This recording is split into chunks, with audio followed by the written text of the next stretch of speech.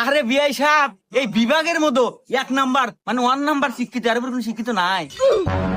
আজকে স্কুলে ম্যাডাম একটু অঙ্ক দিছে, পারতেছে না, একটু করে দেন। বাবা তুমি তো লন্ডন থেকে বিএসসি পাস করছো, এই অঙ্কটা একটু করে দাও। ও শিট, আমি হলাম লন্ডন পাস।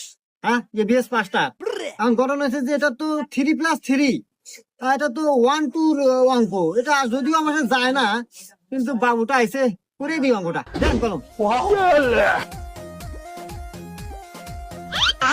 सहलेंगे थोड़ा सा। भाई यहाँ पे क्या हो रहा भाई?